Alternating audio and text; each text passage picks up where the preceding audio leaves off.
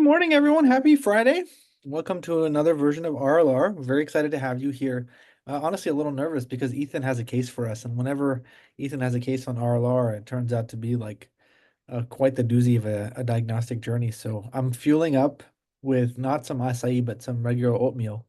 Um, and I would love to pass the mic to the people who are making this happen to give them a big hug and a shot of gratitude.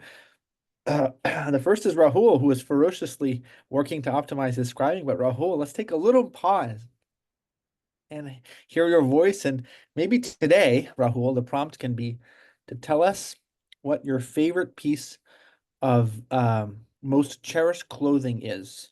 What is your most favorite piece of clothing? Shoes, socks, a jacket that you love? Hi everyone, I'm Rahul. Today I'm excited for the Ethan's case. I would say maybe jacket. I love Mm. blue color. Yeah, blue color jacket. Navy You have a blue. blue? Do you Fine. have a blue? Do you have one? A blue colored navy jacket? Yes. I'm glad you don't have to wear it. That would be very, very concerning. But maybe next time you can deck it out and show it. Yeah, I'm sure when I'll travel, I'll try to, wear that. Awesome. I know Anmol likes to keep very warm. Frequently, we'll see her in like multiple layers. She's doing teaching points today. What is your favorite clothing item, Anmol? I think the coat. You're right. I like to be in more layers. I think this coat. I love this coat a lot, and I Yeah. think it's multiple years old as well. I don't like to discard my old clothes. I love them. I think it's around around 10 years old probably. That's amazing. Yeah, Anmol. So this jacket, it's not like you. I like to keep warm too. This jacket is from my residency. And Prof Rez knows I'm old enough to have white hair. Prof Rez, did you ever get one of these? No, I didn't. I wish it. Oh Is it man. a Patagonia? No, no, no. It's not a Patagonia. It's like actually not. Yeah, it's like a. I don't know. It's not a Patagonia. Because the Patagonias last forever, man. Yeah. Did you get a Patagonia? I In res got one at Northwestern. I see. Yeah. So the residency gave you nothing, huh? No, zero. Oh my Zero. gosh. This is on a recorded line, Harry Hollander. We got all the love. Which he'll never watch, so we're fine. I think Prof Rez is going to take over this case with the first aliquot, but first let's hear from Ethan. Ethan, thank you so much for presenting today. I'd love to hear what your favorite clothing item is. I don't have a preference, but anything to keep me warm. I like to keep it plain and simple, I but know. I like jacket as well. Yeah. Amazing. I'm not the least bit surprised that you like to keep it plain and simple. And I also have the sense that both Rahul and Anmol's answers were forced only to appease me. I think they both also like to keep it very simple. Prof Rez, what's your favorite clothing item? That's such a great question. My favorite clothing item would have to be a nice fitted shirt Hmm. or a nice fitted suit. Nice. So you like the good feel fit, huh? 100, especially when I'm in shape. When Nice. I'm right now, I don't like them because we got a few pounds to shed, but I in shape, those are my favorite. love I it. guess now, right now, being a little overweight, I would say sweaters, baggy Yeah. sweaters. Yeah, yeah. What's that, Prof Rez? Did you ask me what my favorite is? Oh, yeah. Thank you so much for asking. What is My your favorite? Oh, thank you so much. I'm honored. Swim trunks? No, no. So, Prof Rez, I will never be able to shed the association I have with my Nike Air Zoom 2005 soccer cleats.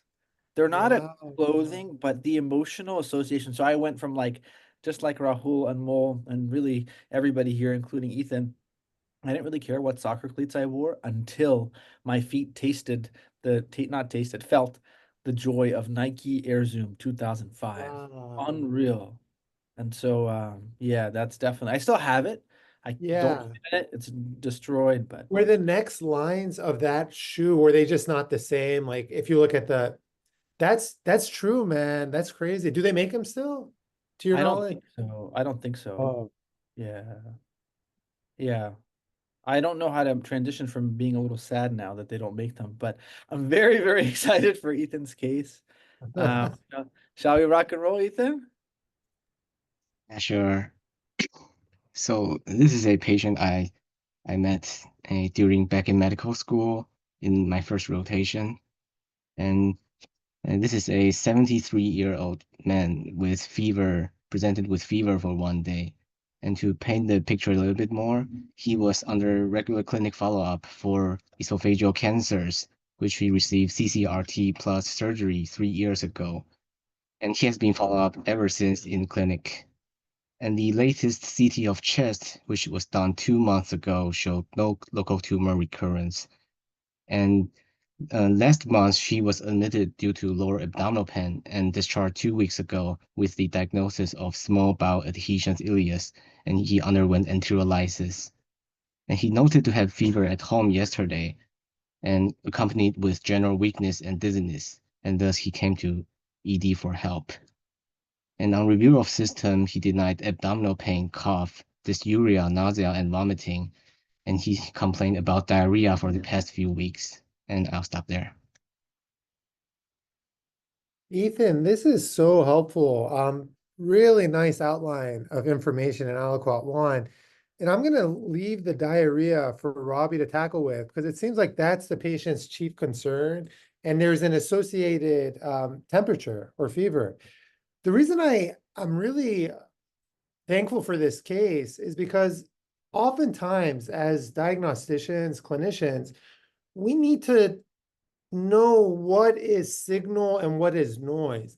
And it often is impossible to determine that at time point 0. It's impossible. For example, if we focus on the history of esophageal cancer and that ends up being related to the final diagnosis, then we would have said we did the right thing. But if it's unrelated, then we would say, oh my gosh, we invested too much cognitive energy in that aspect of the past medical history. So early on in a patient encounter, what my mind does is it notes what's occurred, but it doesn't necessarily shut the door on it or invest too much energy until I really understand the problem. But my reflex right now is to say that esophageal cancer surgery 3 years ago with radiation therapy is probably not relevant. Though I track it, I'm not shutting the door on it. However, the recent hospitalization, which is much closer in proximity to the current presentation, may be relevant. And what was that recent hospitalization? It was a small bowel obstruction thought to be due to adhesions that required lysis. So I'm using that as my jump off to think about the differential diagnosis and what aspects of the exam and labs and imaging I need to focus on. So the first question that comes to mind is, why did this patient have adhesions? And most often, small bowel adhesions are due to prior surgeries. And we're assuming that the adhesions were in fact the cause of the small bowel obstruction, as opposed to another cause of the small bowel obstruction that might also explain the diarrhea and the fever that the patient is presenting with. I think that it's probably likely that the adhesions were the reason that the patient had a small bowel obstruction. So then my mind goes to what caused them. Usually it's due to prior abdominal surgery, though not always. And then secondly, what are complications of that surgery? And that's where I know my limit in knowledge, because I don't take care of many patients that have recently had lysis of adhesions and then present to the hospital with GI symptoms and fever. But that's something I would investigate. And I have a common theme for all surgeries and post-op fevers. It has to do with the temporal association of that fever, meaning if it's early within hours versus days, we know there are common culprits from infections, from C. diff because the patient was exposed to antibiotics, from clots because surgery and then immobility lends itself well to hypercoagulability, or which can manifest in the form of PE or DVT, or other stuff that can complicate any kind of incision.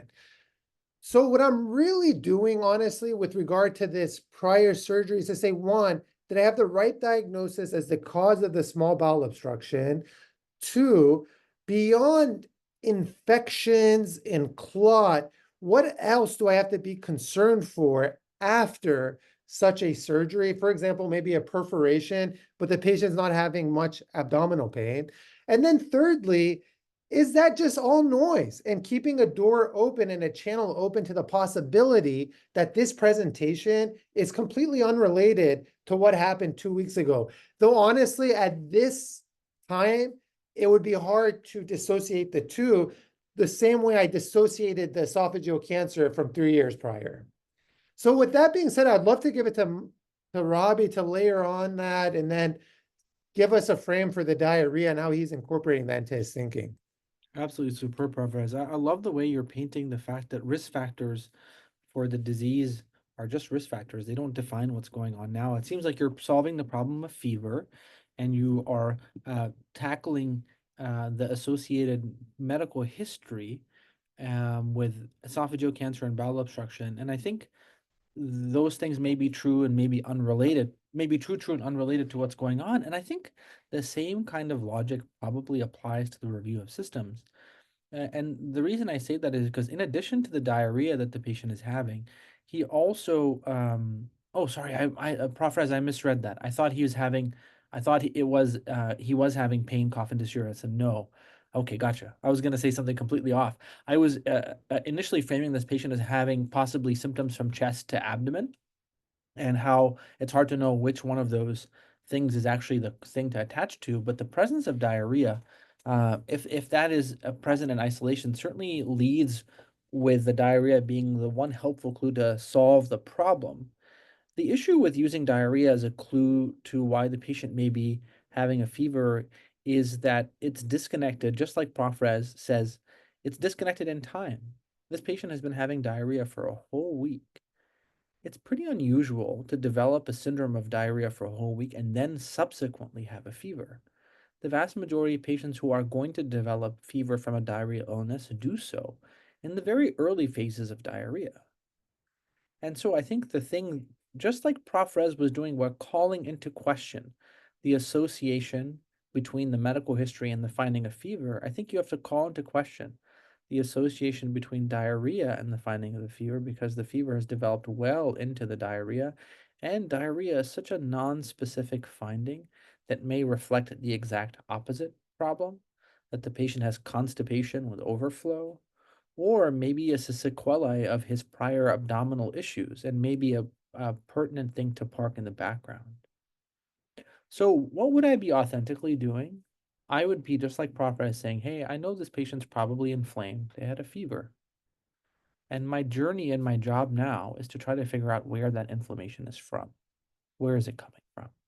And it's important for us to use the medical history as an additional source, the esophagus, the bowel, the diarrhea, but to remain open to the possibility that there might be other clues that emerge along the way. And I think this really highlights why we say H and P, why we get a history, but then do a physical. And the reason for that is the history is fundamentally using your ears to understand what is going on. And when a patient describes something that you then see, you are cross-matching your ears to your eyes, and you can make a tremendous amount of progress. A patient says, my chest hurts, and you see a rash on the under the nipple line, tremendous amount of progress. That's zoster. And so I think when a patient has so many things going on, it's hard for us to know where to invest our energy because what we are hearing with our ears may be true, and unrelated. And I think it's only what we ultimately see with our very own eyes that we are able to correlate and make tremendous progress. And I think if we walk into this room and we see that the patient's dehydrated, eyes are sunken in, and he's not on diuretics, we now realize, whoa, this is real legit diarrhea. We got to take this very seriously. But if we walk into the room and realize that the patient's confused and doesn't look hypovolemic, we might say, wait, hold on. the validity and the strength of this history is dramatically reduced. How can we know what's really going on when the patient's confused? So I would say whenever there is a very wide landscape being painted by the history, you probably will end up wasting a lot of your cognitive energy if you start to analyze it in detail. Or rather, first try to see what your eyes and ears together can come up with before you start to make progress. So I, like Prof. Rez, have just made note of all these things and decorated them around the word fever. And I'm really anxious to see how our eyes help us figure out what things will fall away, what things will enlarge, and what new things that the patient has not noticed will become more important. All right, Ethan, the mic to you. So, on his past medical history, he had a T3N2 lower third thoracic esophageal adenocarcinoma diagnosed 3 years ago in 2019, and he underwent a neoadjuvant CCRT and robotic esophagectomy 3 years ago, and had a laparoscopic gastric conduit harvest with feeding jejunostomy at the times. And as I mentioned in the previous aliquot, he was ever since followed up in the clinic, and the CT he take 2 months ago showed no tumor recurrence. And he has 2 episodes of small bowel adhesions and just discharged 2 weeks ago before presentation for the enterolysis. And other than that, he also has type 2 diabetes mellitus, hypertension, and was infected with COVID 4 months ago. Social history and family history was non-significant, and he was taking metformin, esomeprazole, and amlodipine. On physical exam, temperature was 38.7 Celsius, heart rate was 118, respiratory rate was 14, and blood pressure was 95/64, and he was breathing 95% under room air. Hint exam showed no anemia with no conjunctival pallors and non-icteric sclera. Chest was clear on auscultation. Heart was regular heartbeat with no audible murmur. Abdominal exam was unrevealing as well, showed no tenderness and no other abnormalities. And on extremities, there are no rash and there are no lower extremity pitting edema. Oh, awesome. Ethan, maybe I can just reflect on the medical history and then ask Prof. Rez to see how he's analyzing the exam. And I think the medical history really here is just an opportunity to reflect a little bit more on esophageal cancer. The vast majority of esophageal cancer occurs in the lower third of the esophagus. The distinction can be made about the nature of the esophageal cancer. In the lower third, it's often adenocarcinoma, but in the upper third, it often represents squamous cell carcinoma. The biggest risk factor for esophageal cancer, lower esophageal cancer, is occult gastroesophageal reflux disease that goes through a progressive transformation, initially through dysplasia or what's called Barrett's esophagus, ultimately forming carcinoma. A carcinoma forms in a small fraction of patients who have Barrett's esophagus, but that's a precancerous lesion. In stark contrast, patients with upper third esophageal cancer develop squamous cell carcinoma. The main risk factors are HPV infection and smoking. And so I think the location and the histology map very well. And this is a very typical treatment course for esophageal cancer, where you, if it's localized, perform surgery and then neoadjuvant chemotherapy. And so I think that if this patient has an issue related to their esophageal cancer, it would be pretty rare and unusual, as most complications usually happen pretty early on. So we just have to keep that vulnerability in the back of our mind, but I don't think it's in the forefront quite yet. Mike, to you, Prof. Rez. Thank you, Robbie. Ethan, was the temperature 37.8 or 38.7? 38.7. 38.7. Okay. Thank you. I think what this exam does is just confirm that this patient is inflamed and really raises my concern for the patient. It raises my concern because he's 73. And when you're 73, as we age, our bone marrow stem cells are replaced by fat. And we have less of an ability to mount an inflammatory response. So whatever is happening in this patient, it is real. And the hypotension, it would be a mistake to just attribute it to hypovolemia, though without a doubt, there's a contribution of hypovolemia in the context of his diarrhea, feeling ill, and probably having low PO intake.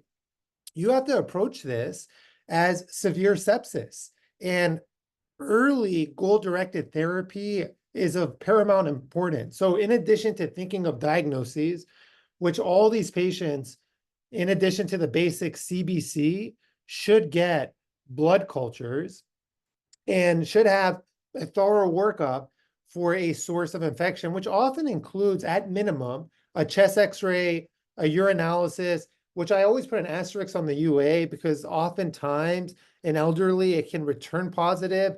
And if you prematurely anchor on a positive UA, then it can misguide you and you can miss what's really driving this patient's inflammation. So I'm going to keep it brief here because I think we're going to get a lot more data. All this does is the vital signs tells me, Reza, be really worried and start early goal-directed therapy, get your blood cultures, empiric antibiotics, most likely. And then 2, on exam, there's no clear, just like history, there's no clear localization of this inflammation besides the GI tract. So I think with the labs, it will help guide us in terms of how aggressive we're going to be with the workup and also the patient's response to our initial IV fluids. And I can, maybe bounce ideas with Robbie here.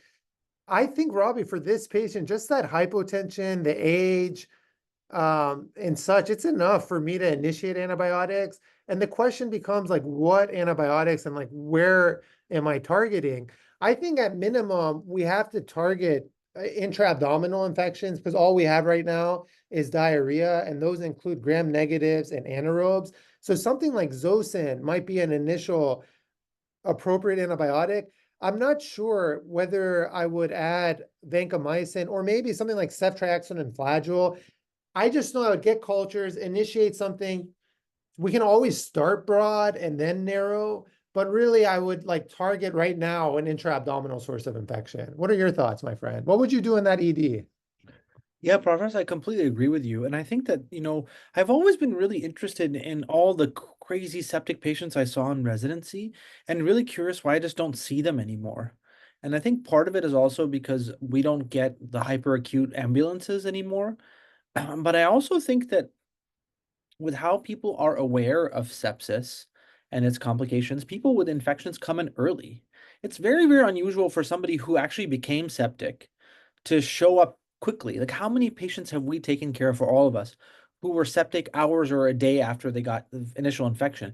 Sepsis often occurs in people who are vulnerable, who cannot, because of dementia, because of immunosuppression, seek care soon. So why am I saying this, Prof. Rez? I'm very intrigued about how quickly he got so sick. He had, sure, the diarrhea may be there for a week, but he got fever yesterday and he's this sick now. So for that reason, in addition to the vital signs, I'm even more concerned because of how quickly he seems to be getting sick. Because the truth is, Prof. Rez, if I just saw those vital signs in my ER, I think there's a 90% chance the patient has a viral infection and they're just going to get better. And so I walk in the room and they tell me my body ache, I'm sniffly. I would be like, okay, you know what? Let's give you a liter of fluids and let's wait for your COVID or flu to come back positive. That's the patient population I see. But he's not that. He's an older person who's had cancer, who has diabetes, and he got these vital signs presumably in a day. So I would be giving him broad spectrum antibiotics like you, which is usually not the case for me and as we discussed in the RLR, the case that you presented to me then and this case are very different than the average combo of little tachycardia, little fever, and soft blood pressures that I see. So Zosyn it is, Prof. Rez. All right, Ethan, tell us more. Right. So here's the initial labs. And he has a white blood cell count of 5.4 with segment of 79% and lymphocytes of 15%, a hemoglobin of 8.3 And when you went back to check his chart, his hemoglobin level has been around 8 to 10 for the past 3 years. MCV was 84 or 84.2 with a reticulocyte count of 1.7%. Hematocrit was 23 and platelet was 67K.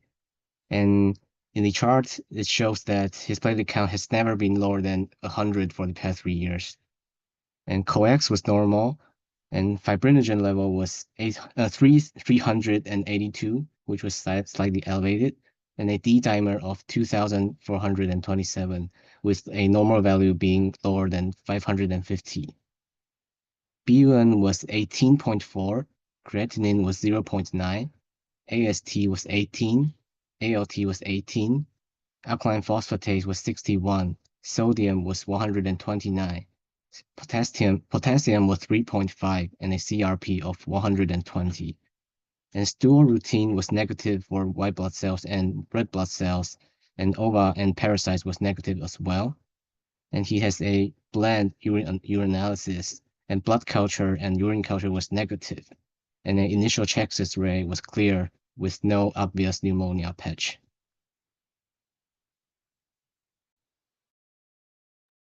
Ethan, what are you doing to us? It's so interesting. Wow. I think, Robbie, this is like an aliquot we both should tackle. And I'll share my reflexive thoughts and then would love for you to layer upon those. I think like what stands out to me here is a couple of things. One is really the CBC is going to be like the center of my focus, in addition to that D-dimer. Those two things. And then the BMP, it's not really unexpected to have some hyponatremia with hypovolemia, and it's not that severe. The creatinine of 0.9 may be an elevation from his baseline, just given he's older, may have lower muscle mass, so it might not be a reassuring value. And the CRP is exactly what we thought it would be, and I think it's consistent with what you were saying, that this happened suddenly, because we know that is a hyperacute marker of inflammation, unlike the ESR, which slowly rises and slowly falls. So we now have multiple data points that this patient is not only inflamed, but acutely inflamed. The high CRP and the one-day history of fever. So we have to remember that this is whatever it is acute in onset. It's not subacute, it's not chronic. And then looking at the CBC, I think me and perhaps you were a bit surprised by that white blood cell count. We would expect it to be higher in the setting of acute inflammation, because remember, assuming you have functioning adrenal glands and you have a catecholamine surge and a steroid surge, you should have demargination of neutrophils and you should have a leukocytosis. What this might reflect is that there might be something happening in the marrow. So what we're dealing with here is potentially a pancytopenia. And let me try to make the case for that. One is usually when you have one cell line down, you're in the periphery. Meaning that there's like a peripheral process causing that cell line to be down. Thrombocytopenia in itself, in the context of sepsis, is often due to DIC. But here, the fibrinogen being elevated really tempers that hypothesis, and the INR being normal, though of course we're going to get a peripheral smear, both for the thrombocytopenia and the other abnormalities we're seeing in the cell count. But in addition to the thrombocytopenia, we have this anemia. And so now we have two cell counts that are down. And this anemia, unlike the thrombocytopenia, seems to have more of a subacute to chronic tempo to it, with the thrombocytopenia being more of an acute onset of tempo. And whenever you have these two findings of thrombocytopenia and anemia, you must consider a microangiopathic hemolytic anemia. And so this just reflexively prompts a smear to look for the schistocytes. And then we have a white count that isn't as high as we would anticipate, which could reflect that maybe there's also a leukopenia, and this is a relatively increase from the baseline white count that this patient would otherwise have. Or alternatively, it could be that there's an infection that instead of causing a leukocytosis is more likely to cause a leukopenia. So I think both hypotheses are fair game, but I think it would be a mistake to exclusively focus to an extramarrow cause of inflammation. And we must really be open to the possibility of some kind of inflammatory bone marrow failure syndrome. Now, that can come in the form of suppression from a virus that we've yet to identify, or it can come in the form of infiltration from a granulomatous infection, cancer that we've yet to identify. So I think really what would be helpful, oh, and just really quickly, the D-dimer, I think with the D-dimer being elevated, it could just be it's a marker of that there's clotting and breakup of clotting factors. That's for sure. The question is, are we dealing on a microscopic level or a macroscopic level? Example being like a pulmonary embolus. And it's hard to tell, and it's hard to tell. And this guy just had the lysis of adhesion. PE is a fair game. Can you be dealing with a microangiopathic hemolytic anemia? It's a possibility. So what would I do, quite frankly, for this patient?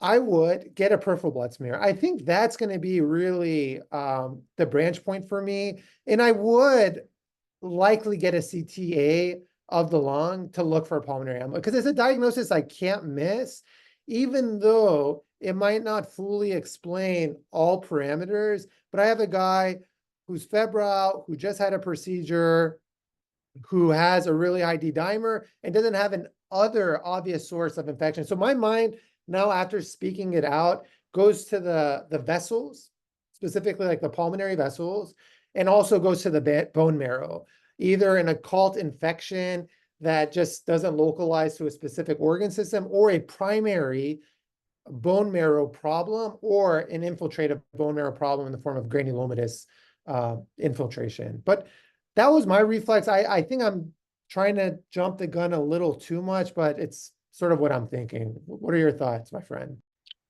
Prof. Rez, after what you did to me with your mysterious prostatic abscess, I've become very cautious, and that's where I am at. I'm scared, and I will narrate my reflex very similar to yours. I saw those. I saw the CBC. I was like, uh-oh. Instead of the most common scenario where the hemogram is reacting to another problem, an infection, an autoimmune disease, I saw that and I was like, ooh, I wonder if this hemogram is the problem rather than a reaction to it. But of course, most of the time, Prof. Rez, it's a reaction, right? The white count is reacting to something else. It's not inherently the problem. And so I was like, okay, no, stay calm. It might be that this is a really esoteric, cool case of a bone marrow problem. Is there another place? Where have we looked in terms of reactions? We've looked very good in the chest, but we haven't looked in the belly. And there's two reasons to look in the belly. The first is the history. Last month, you said it. You're like, I want to make sure this adhesion was actually an adhesion. It could have been something else. And then, of course, what you did to me with your mysterious the patient that Prof. Rez presented had a little bit of tenderness and had a septic prostatic abscess. And I think I've also seen this in real life too. The belly is a massive place where you can hide so many clues. So for me, Prof. Rez, you know where I am at? I'm like, I have pins. Is the answer in the belly and the hemogram is reactive? If there's nothing in the belly, then the probability of the hemogram being the cause is very, very high. I think the place that can hide between the belly and the bone marrow is what you said, the blood vessels. And I think that I've learned, based on your case of transfusion-associated babesiosis and sickle cell disease, to remind myself that blood cultures are not a sufficient test for organisms in the blood. That anytime you've had a patient who's even possibly received a transfusion, i.e. with surgery, that a full analysis of blood-borne infections includes blood cultures, but also includes what you said, which is a peripheral smear, not just for hematological disease, but to make sure there aren't any parasites. And also the reminder that other infections can be transmitted via blood transfusions that may not show up on the CBC. So my mental narration is I'm not going to get fooled by another belly problem for the next week or two before I get fooled again, and that's life. Is the problem in the blood vessels, like you said, or is the problem in the bone marrow? I think that's the like pathway that we're plotting out now in my mind. And knowing Ethan, I'm sure we'll probably have a loop that I'm not anticipating yet. But that's where I'm at. I'm curious how that lands with you or what you think about it. Well, I just wanted to say, I'm like just so impressed how you can recall all these, like that Babesia case was years ago. Like you're recalling cases I presented that I forgot it, which tells us like how much you really invest in the space learning. I thought for me, that was like the highlight. It was epic for you to just like draw on like all these cases from different timelines. That's really cool. Prof. Rez, when you speak, I listen, which was exactly what my mom said I don't do today when I was talking to her. She's like, whenever I talk to you, never listen to what I have to say. But when you speak, Prof. Rez, I listen. So it's not a coincidence that they're both your stories, my friend. All right, Ethan, tell us more, please. Good. So, and we got a colonoscopy, which showed colonic diverticulum and angiodysplasia at ascending columns and no active bleedings and no inflammation in the mucosal surface. And a upper endoscopy was also done as well, which was also unrevealing. And we got a peripheral blood smear, which showed 2+ poikilocytosis, 2+ Burr cells, 1+ polychromasia, 1+ schistocytes, 1+ elliptocytes, and decreased platelet with normal morphologies, and normal white blood cell morphology with left shift. And after admission, vancomycin and meropenem was given, but patients still experienced spiking fever, and follow-up hemograms still showed the same patterns. And we also did a follow-up chest X-ray, which showed bilateral pleural effusions, and we did a thoracentesis and pleural fluid analysis showed transudate.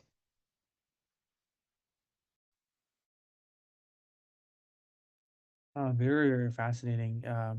Professor, I think that if the treating team was comfortable doing a luminal evaluation, endoscopy and colonoscopy, which thankfully have made the probability of recurrence of cancer with the negative EEGD less likely, I think it goes to show you that when people were examining this belly and reassessing this belly, to feel comfortable putting a camera in the lumen, I think even though we don't have a CAT scan of the belly, I think the probability of an intra-abdominal cause is lower just based on the actions of very wise treating physicians to actually put in a scope.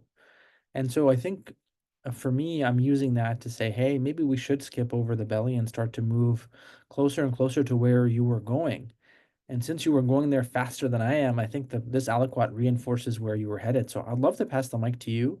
But I think if we're going back to that train, I think the belly's probably exonerated to some degree by the fact that people felt comfortable doing the EGD and colo and that they didn't find anything of significance. So I think we're in your territory, my friend. Yeah, this is really fascinating. And it also is a testament that as much as we want to simulate what happened in real life, it's difficult to completely capture, though we do our best. Because like seeing that patient in front of you and is much different than like discussing a virtual, but this is the second best that we can do to hone our skills. And really, for me, Robbie, like what is jumping out is this peripheral blood smear and the D-dimer. And, you know, I'm not too surprised with the polychromasia or the poikilocytosis. Maybe this patient has some iron deficiency from prior, and this is just the way the marrow reacts. But I am surprised by the schistocyte. And I think when you have a schistocyte, you have anemia and you have thrombocytopenia. This should really, in a really high D-dimer, this should really make you concerned for microthrombi. And the way that would work is if you imagine like the blood vessels and you have, and Robbie drew a really beautiful diagram, and you have this microthrombosis and red cells go across there, they shear and they got schistocytes. Platelets get consumed and you get a low platelet. And because it's a thrombus, you form a lot of fibrinogen degradation products like D-dimer. So now, in being honest, one thing I was looking for was teardrop cells, which would suggest something is like infiltrating the bone marrow. We don't have that here. My mind reflexively went to hemolytic uremic syndrome. And the reason I went to that is because we have this diarrhea that preceded this presentation. And now we have the fever, we have the high D-dimer, we don't have any specific localization, and we have the schistocyte. And I think when you're worried about MAHAs, like the 3 prototypical examples include the TTP, HUS, and DIC. I don't think we have a strong story for DIC because we just don't have an obvious source of infection. Additionally, we use the response to treatment as another clue. And yeah, you can have an organism that is not targeted by vancomycin and meropenem, but the acuity of this disease is really suggestive of a common bacterial infection as opposed to an unusual organism. So I'll ask you, I forget what the significance of burst cells are, to be honest. It's something I would have to GPT or Google, but I think I would want an LDH. I think the combination of anemia, I would also get a haptoglobin, because remember, like, even though the hemoglobin hasn't dropped, there is a chance that the patient is hemolyzing and just still having a reticulocytosis to some extent, and is like replenishing those red cells. So where my mind went is that I think it's like a marriage of like a vessel marrow problem here. And I would look into MAHAs and MAHA mimickers, like B12 deficiency, though I wouldn't expect like such a high temperature. I would love to know what your thoughts are, because then the question becomes, does this patient need eculizumab? And did they test for like Shiga PCR in that stool sample? Yeah, Professor, I'm right there with you. I have nothing of substance to add, honestly. So I'll just keep it at that. I have nothing to really educate or layer on. I'm right there with you. So Ethan, maybe you can tell us what you guys were thinking and what your next step was, unless Professor had another question or. Oh, I just was curious, like burst cells, can you remind me? Oh, sorry. Yeah. Honestly, Professor, I don't actually have a good grasp of burst cells. I just have an association of them and liver disease, and I actually had a patient in real life in R2 year who had burst cell hemolysis from cirrhosis. I think it's part of Zeev syndrome when patients get this from alcohol use. But the reason I forgot to say anything about that is I don't have a way of tying in them into this clinical context, which doesn't have liver disease as part of it or cirrhosis. So when I looked at that smear, the only thing that I could make really study is the schistocytes. Everything else I've learned to either mark as noise or that I just don't know enough about it to actually extract meaningful information from it. Yeah. All right, So Ethan, Mike to you, my friend. So at this point, we're thinking the same thing as you guys think, to prioritize sepsis, and with the only signature being in the lungs, we're thinking about pneumonias and treating him with antibiotics. But also with the pancytopenia, we're also considering bone marrow diseases. So we got a bone marrow biopsy next, which showed 70 to 80% cellularities with ME ratio of 3.33. An abnormal dysplastic nucleus in white blood cells and 0.2% of blasts, and morphology in other cilia were normal, and no ring sideroblasts. And chromosome studies show deletion in chromosome 5 and 7, as well as other mutations, and I will put that in the chat because that's very complex. And in the course of hospitalization, his white blood cells rise from 5.5 to 7.8 to 21 and then to 37. And with a lot of premature white blood cells, including 1.7% blasts, 5.7% promyelocytes, 7.7% myelocytes, and 6% metamyelocytes. And also follow-up chest X-ray also worsened as well, showing bilateral consolidations. And radiology says to be favoring pulmonary edema rather than pneumonias.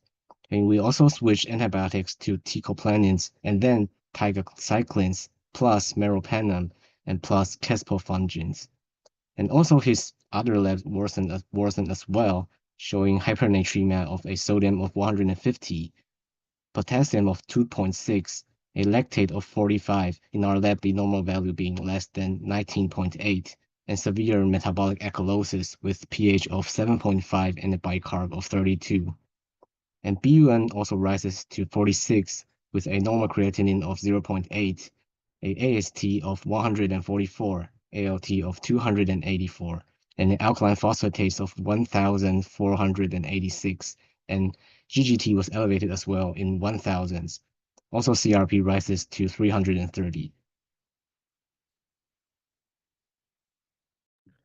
Unfortunately, the plane seems to have taken off. Like you were trying to figure out where we're going to go, and I think that the unfortunately the patient has suffered really significant consequences, and the question is of what. And I think the biggest clue in retrospect, I think to the potential outcome that we're seeing here is asking yourself hemoglobin of 8.3 for 1 or 2 years. Why? The patient has cured cancer. Patient has diabetes and hypertension. What's the reason they would be anemic?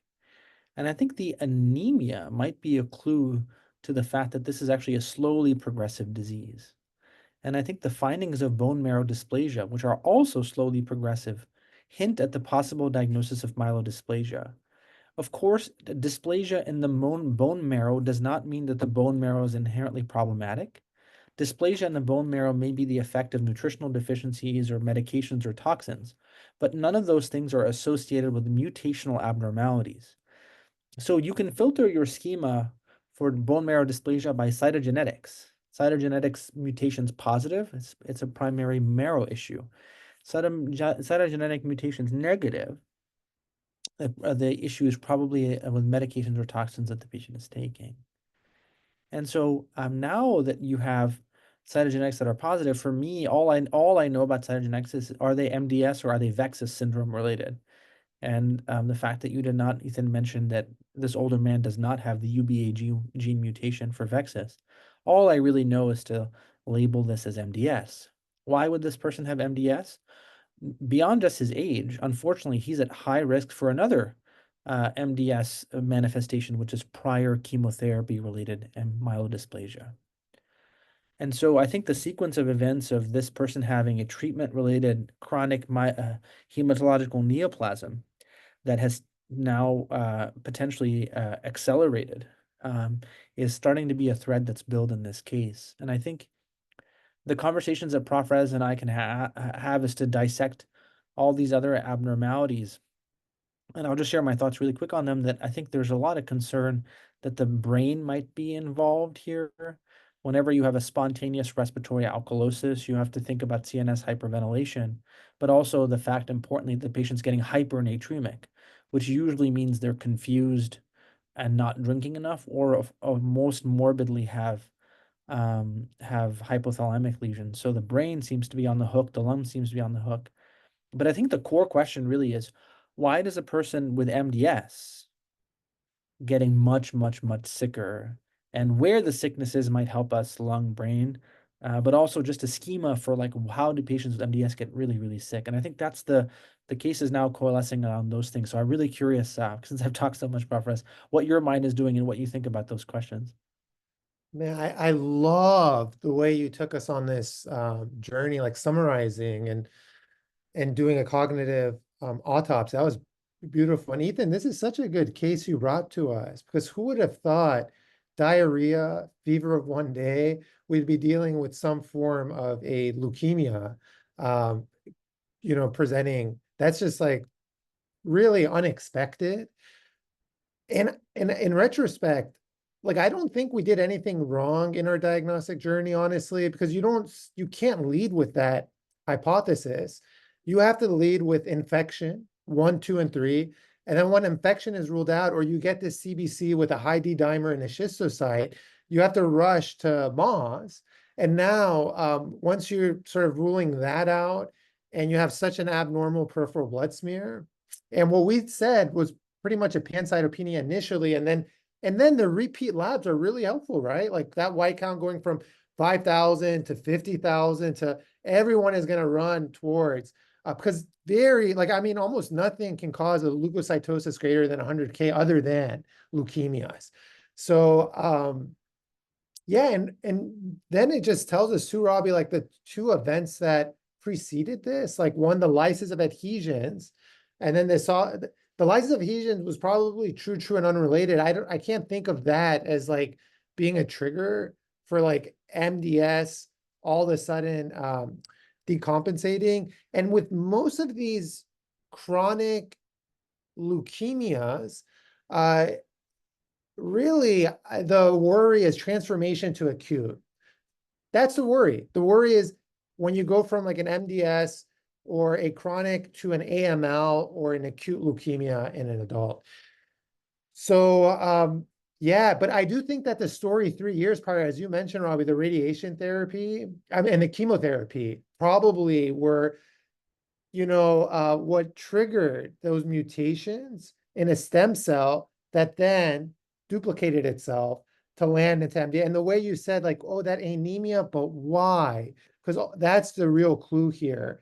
So I would love to give the mic back to Ethan to summarize and wrap up what the final diagnosis was, what the treatment was, and his own teaching. Like, was he surprised with the treatment teams?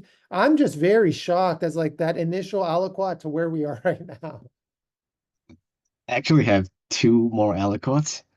Oh my gosh. Okay, please keep going. Yeah, don't let me. So hematology says that this is typical cytogenetics for therapy-related MDS, and we are still considering a acute infection on top of the MDS diagnosis. So we did some additional evaluations, including Aspergillus antigens, Cryptococcus antigen, HSV, IgM, VZV, PCR, Mycoplasma, Legionella, CMV, EBV, PJP sputum studies, all negative. And eventually we did a bronchoscopy as well, and testing for PJP, Aspergillus, TB, CMV, influenza were all negative. And repeat blood culture was negative as well, and hepatitis B and C was negative as well. And we did a CT chest to pelvis, and which showed bilateral mixed GGOs and consolidations, bilateral pleural effusions, and diffuse interlobular septal thickenings. And there are no hepatosplenomegalis and only trivial lymphadenopathies. Also, we are considering about HLH as well. And although I didn't write the specific value downs, but the ferritin is only slightly elevated. And the next aliquot will reveal the final diagnosis. Mike, to you, Robbie. Oh my gosh. Yeah, I think, Prof. Rez, I think the world that we're in is what are the acute complications of myelodysplasia? And I think that infection by far and away is the most common. And it turns out that you can actually hit the whole spectrum of inflammation in terms of acute complications of MDS, but you should never skip past infection. And I think Ethan has thoroughly evaluated the possibility of infection. In terms of the world of autoimmune disease, not to recount another story, but do you remember, Prof. Rez, the case that we did at CPMC where the patient had MDS-associated MAHA? And so I think that your idea of the vessels being unhooked here might implicate this being as a microangiopathic hemolytic anemia related to MDS. So it's a reminder that MDS can unleash a whole spectrum of autoimmune phenomenon. And one notorious autoimmune phenomenon that MDS is related to is sweet syndrome or neutrophilic activation, which I think is something worth invoking here based on the fact that the patient is having such an aggressive neutrophilia on the CBC. And I saw a case, gosh, it's a little bit of a sad story actually, Prof. Rez. So I got attached to this patient in intern year. His name was Mr. M, and he had immigrated from Mexico. And if I first met him in the hospital and that general, when he developed sweet syndrome, and ultimately he was diagnosed with MDS and actually died of a sudden pulmonary embolism while awaiting a bone marrow transplant. So I'll never forget the association of Sweet syndrome and MDS. And it's on my mind because if we don't um, see that this left shift that the patient has is leukemic cells, which is probably what I'm worried about the most, then I think you might have to say, are these all just neutrophils? And is the patient having MDS-related Sweet syndrome? But to go back to the big schema, infections are the biggest things. Autoimmune diseases include MAHA, which you mentioned, but also the neutrophilic dermatoses, which actually can have a very powerful visceral imprint and really affect the lungs and the brain and so on and so forth. But practically speaking, the most concerning thing is the transformation to acute leukemia. As you said, Prof. Rez, I think acute leukemia should not be hard to diagnose at this point. If you have so many cells that are leukemia, you should be able to find them like that. So for me, I think my branch point in order to make diagnostic progress is actually to figure out what are these cells?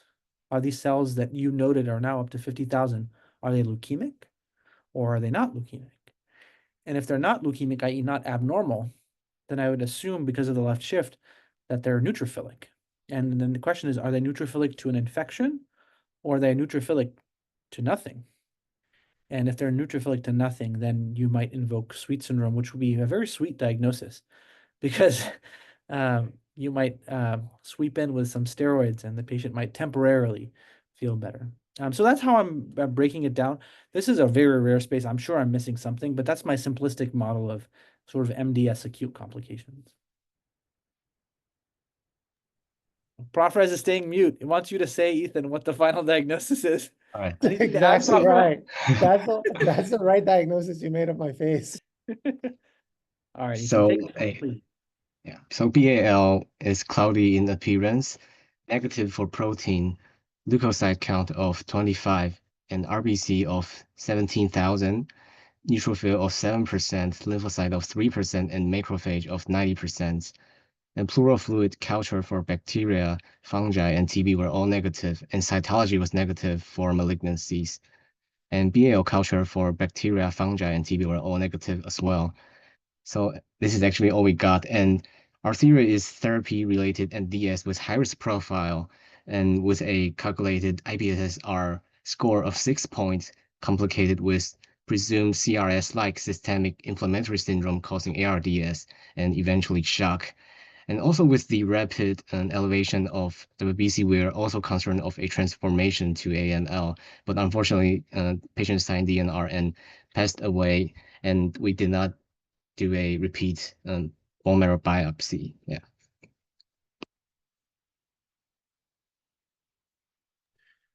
Ethan, thank you. That's really unfortunate for this patient. And it just, when I reflect on this case, it's just like assigning tempo to abnormalities, not only symptoms, but labs.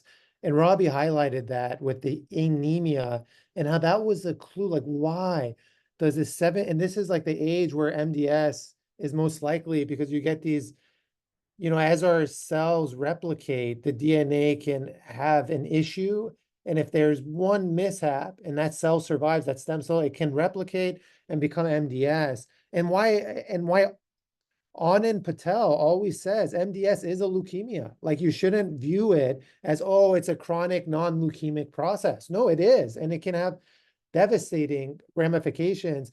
And that's interesting, Ethan, with the cytokine release storm, that would definitely explain multiple organ hits. And I'll add that to my DDX. And I think the possibility of transformation to leukemia is very, very real in this person. And yeah, I think you guys did everything that, Robbie had suggested, which is rule out infection. But I guess before I pass the mic to Robbie, if I were to reflect on this case, it's just really asking why certain abnormalities exist. And we often see hemoglobin, like to just look at a hemoglobin and be like, that's what it was years prior and be reassured, I think would be a mistake for any patient. I'm not saying anyone made a mistake here, by the way. Like I could have easily been the clinician who saw that hemoglobin and would have been like, that's odd, and maybe just attributed it to prior issues with the patient. But I think reminding ourselves to always ask why, not just identifying an abnormality, but saying why. Yeah, that's really unfortunate turn of events. And another thing I'm going to do is really create a schema or go on. I get access to Robbie's Evernote, go on to his Evernote and grab his figure for the MDS complication. But I'd love to hear from you, Robbie. Like, what was your takeaway from this case? Prof. Rez, I think honestly, not to enumerate, but I think three things stuck with me. The first thing that I've been saving for this moment is I heard Ethan say this is a case that he saved from his first rotation. And I think what a marker of the person you're becoming, Ethan, for you to have made a pin in all these powerful learning moments. And I find it to be so inspiring that you are sharing all these lessons with us all the way from the very beginning of your time. And what I find frustrating, though, to take back this compliment, is the fact that you have a complete poker face and that nothing allows you to reveal the answer to what's going on, which I admire just as much. I think the second thing, Prof. Rez, that to reflect on was how powerful your dissection of the CBC was and how you looked at it and reflectively said, I think the problem is in the marrow. And how now that we know what the answer is, if you are very far away from Prof. Rez was, you can just go back and listen to that analysis again about how he used the fact that the white count wasn't as high as it should have been, that the fact that if you analyze it from that perspective, it becomes a pancytopenia, not a bicytopenia, and the fact that the hemoglobin has been low is not something to be ignored. I think that was actually a key moment in the case, and that's the one that I think anchors our subsequent discussion. The third thing I'll say, and the thing I regret the most, is I've made this mistake over and over and over again, and I made it again today, where when somebody has cancer and gets treatment, I get overly fixated on the fact that their cancer can come back as their acute complication. I always forget to ask myself, how has the landscape changed by the fact that they got chemo and radiation? And I've done this before in real life and in VMR, and I did it again today. And I think it wasn't even on my radar before, so I would have even bought more into the bone marrow had we said, hey, he's got prior chemo and radiation. So that's a big growth point for me. But biggest shout out to Ethan. That was an awesome case. And I'm curious what your reflections are before we learn from Anmol's teaching. So one key takeaway from me is the importance of paying close attention to a patient's past medical history. As you mentioned, that therapy-related myeloid neoplasm is the term right now used, account for around 10 to 20% of AML and MDS cases. And although the overall incidence of this diagnosis is relatively low, certain treatments, particularly combined modalities like CCRT, as seen in this patient, would indeed significantly elevate the risk of a TMN. So this highlights the need for vigilance in patients with similar therapeutics exposures. And then there's the sepsis-like syndrome observed in this patient, I think is the most challenging part in this case, and which eventually we think led to capillary leak and presumed an ARDS or non-cardiogenic pulmonary edemas, and appears to stem from hyperinflammations and high VEGF states. And common example of these conditions include HLH, we were also suspected, and some hyperinflammation caused by autoimmune syndromes or some hematologic malignancies like myeloid neoplasms. It's a seen in this case. And this syndrome seems to fall within the spectrum of diseases associated with cytokine storms, similar to the cytokine release syndrome in CAR T therapy we usually see. And after ruling out all the infectious causes, it is crucial, I think, to consider these non-infectious inflammatory conditions during diagnostic process. I think you made Anmol's job very hard from the beginning, Ethan, with such an amazing case, but made it even more difficult with these incredible teaching points that you layered on. But I know Anmol will rise to the occasion. Anmol, maybe for the sake of time, you can just sort of narrate your favorite teaching points for this case. Thank you. Thank you for the amazing case, Ethan. We all learned a lot, and with the wonderful discussion. So I'll just narrate some of the teaching points. I think we can talk about esophageal cancer. If we talk about that, vast majority of patients, they have lower third esophageal cancer, and it often represents adenocarcinoma, risk factors of which are occult gastroesophageal reflux. And the upper two-thirds is mostly squamous cell carcinoma, and the risk factors for which are HPV and smoking. The vitals in this patient raised concerns for sepsis. So we wanted blood culture, chest X-ray, and urinalysis, as we thought that early diagnosis and guideline-directed medical therapy can help save a life if indeed it is an infection. Then we also discussed that the patient had anemia and thrombocytopenia, which raised concerns for the presence of MAHA in this case, and we thought that a PBF would help us in that. And the surprisingly decreased hemogram, which was expected to be reactive, made us think if the problem lies in the bone marrow, because we were thinking about a peripheral problem, maybe an intra-abdominal infection, but the hemogram made us think of if the problem is in the bone marrow. And then we had PBF, which showed cystocytes. So cystocytes, anemia, thrombocytopenia, and raised D dimer made us think about microthrombi. So we had the differentials of MAHA or MAHA mimics. MAHA could be anything from DIC, HUS, but the past history of diarrhea made us think of if it is hemolytic uremic syndrome. MAHA mimics vitamin B12 deficiency was also in our mind, but it would not cause such a big picture. So the next investigations we thought which would help were LDH, haptoglobin, and stool testing for Shiga toxin. Ultimately, we saw a bone marrow dysplasia, and we divided it into two categories: cytogenetic mutation positive and cytogenetic mutation negative. And in this case, it was cytogenetic mutation positive, so it can be with two conditions: MDS or VEXAS. In VEXAS, we mostly see macrocytic anemia, which is not the case in this scenario. So we focus more on MDS because of the risk factor which was present, that is prior chemotherapy. And cytogenetic negative can have causes like toxins and medications. So we thought that it could be therapy-related MDS. And what are the main complications of MDS, which we need to consider? Number one is infection, which is not to be missed, and they were ruled out with the vast investigations. And the other complication could be MAHA and Sweet syndrome. So ultimately, the patient was diagnosed to be having therapy-related MDS, which was complicated with presumed cardiorenal syndrome and ARDS-like picture, with the concern of transformation to AML, which could not be confirmed.